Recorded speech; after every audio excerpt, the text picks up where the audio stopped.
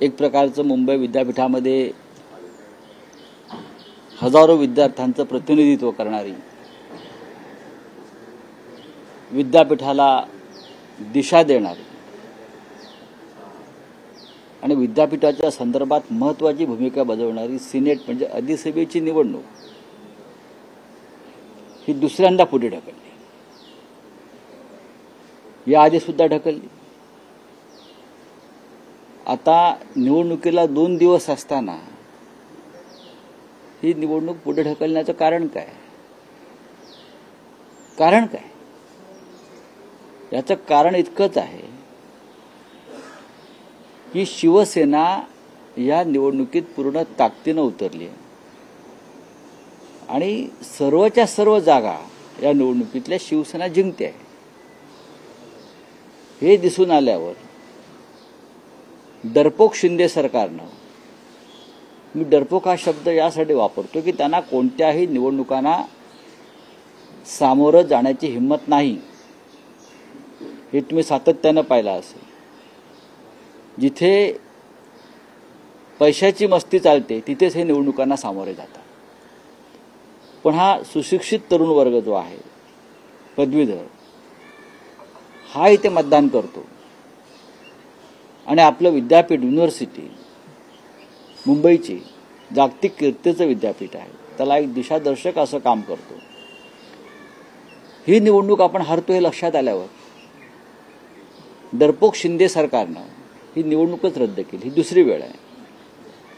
मला आश्चर्य वाटतंय नरेंद्र मोदी आणि त्यांच्या एकंदरीतच कारभाराचं. मोठी मोठी भाषणं करतात लोकशाहीवर. निवडणूक आयोगाचा संबंध येत नसला तरी मुंबई विद्यापीठाचे कुलगुरू हे या सरकारच्या बोळ्यानं दूध पित आहेत का? हा आमचा पुढला प्रश्न आहे. जे सरकार म्हणजे मोदींचं सरकार, मोदींचं म्हणण्यापेक्षा कुबड्यांचं सरकार, एक देश एक निवडणूक या योजनेची या योजनेचे ढोल वाजवत आहे. पण आमच्या मुंबई विद्यापीठाच्या सिनेटच्या निवडणुका घेण्याची हिंमत त्यांच्यामध्ये नाही. 2दा रद्द केल्या. मुंबई महानगरपालिकेची निवडणूक घेण्याची हिंमत नाही. मुंबई विद्यापीठाची निवडणूक घ्यायची हिंमत नाही.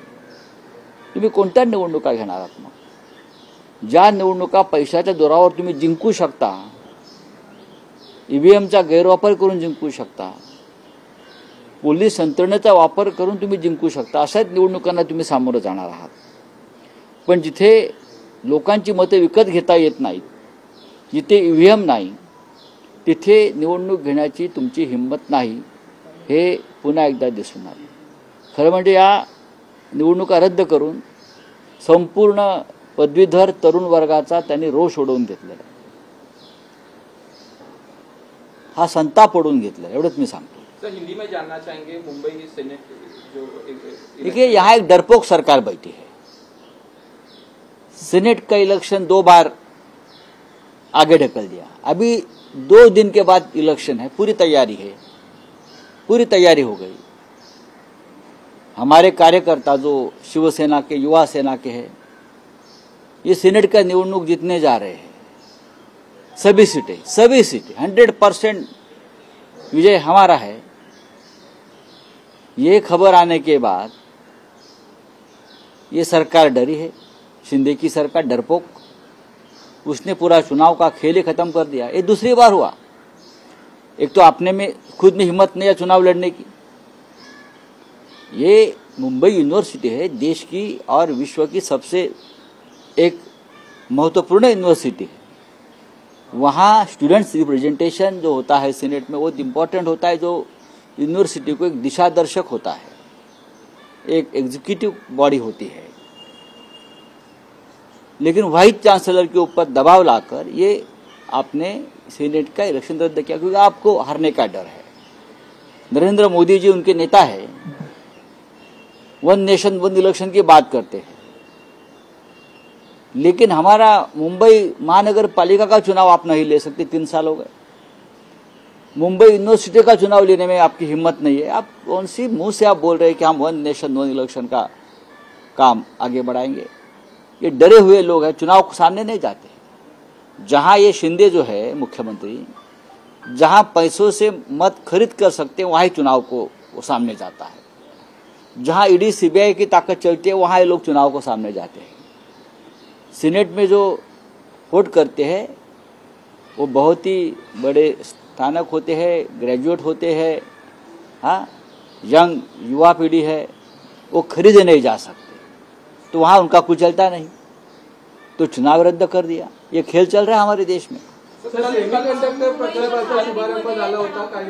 सेमी कंडक्टर प्रकल्प हा एक फसवणुकीचा प्रकार आहे, बोगस आणि भंपक प्रकार आहे। या सेमी कंडक्टरचं तुम्ही संपूर्ण का आता जाऊन पाहाल त्या जागेवर 5 किंवा 6 लोक तिकडे काम करतायत आणि 500 ते 600 कोटीची इन्व्हेस्टमेंट सरकार करणार आहे, बरोबर ना? 5 ते 6 लोक तिथे काम करतायत, त्यांना काही दिशा नाहीये, काही इन्फ्रास्ट्रक्चर नाहीये। हा पुन्हा एकदा या मार्गाने भ्रष्टाचार करण्याचा हा प्रकार आहे। 500-600 कोटी रुपये तुम्ही कोणाला देताय, कोणाची गुंतवणूक करताय, ही फसवाफसवी बंद करा। यापूर्वी कोणताही प्रकल्प आला तर गाजावाजा करणारं सरकार, मात्र या प्रकल्पाची जाहिरात देखील कुठेही केली नाही। फसवणूक आहे पूर्णपणे या राज्याची, या जनतेची दिशाभूल करण्याचा हा प्रकार आहे। मुळात हा प्रकल्पच अस्तित्वात नाहीये, हा पूर्णपणे फसवणुकीचा प्रकार आहे। त्या माध्यमातून 500 ते 600 कोटी रुपयांचा भ्रष्टाचार आणि आपापल्या लोकांना पैसे वाटण्याचा प्रकार आहे। स्थिती निर्माण झाली आहे, मशिदीचा भाग पाडण्यासाठी अधिकारी आले होते आणि वाद झाला। त्याच्यावरती गृहमंत्र्यांनी लक्ष घातलं पाहिजे। काही प्रमुख लोक धारावीतले सर्वपक्षीय आयुक्तांना भेटलेले आहेत, नेत्यांना भेटतायत। शांतपणे मुंबईमध्ये यातले मार्ग निघावे लागतील। बालासाहेब थोराट का बयान आया कि अगला मुख्यमंत्री कांग्रेस का होगा, उसके बाद नाना पटोले का बयान आया कि अगला मुख्यमंत्री महाविकास आघाड़ी का होगा। सर किस तरह से देखते हैं, क्या कहना? महाविकास आघाड़ी का ही होगा मुख्यमंत्री। ये पहले भी मैंने कहा है, इस राज्य का मुख्यमंत्री हम नहीं चुनेंगे, ये राज्य की जनता चुनेगी। इस बार राज्य की जनता मुख्यमंत्री को वोट देगी, महाविकास आघाड़ी को वोट देगी। मतलब इस राज्य का मुख्यमंत्री बदलना है। सबसे भ्रष्ट मुख्यमंत्री है। आज मैंने पढ़ा है, एक नेता लक्ष्मण हाके ने कहा है, ये जो मुख्यमंत्री है ये गुंडों का और भ्रष्टाचारियों का 2 नंबर वालों का मुख्यमंत्री है। ऐसे मुख्यमंत्री हटाकर एक साफ सुथरा प्रतिमा वाला मुख्यमंत्री आप लाएंगे। पिछली बार नारा लगा था कि अब की बार 400 पार, अब देवेंद्र फडणवीस बोल रहे हैं इस बार हम सेंचुरी मारेंगे, आप किस तरह से देखते हैं? सेंचुरी मारेंगे या पहले बॉल पर आउट होंगे, ये आने वाला समय बता।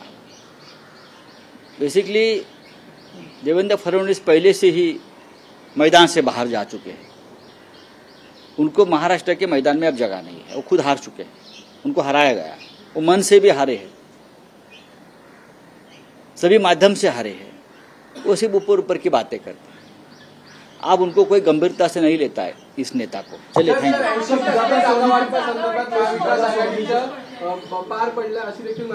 अशी माहिती अधिकृतपणे कोणी दिलेली नाही। अफवांवरती विश्वास ठेवू नका। आमच्या जागा वाटपामध्ये कोणतेही मतभेद नाहीत, इतकंच मी सांगू शकतो। अत्यंत सुरळीत पद्धतीने सुरू आहे।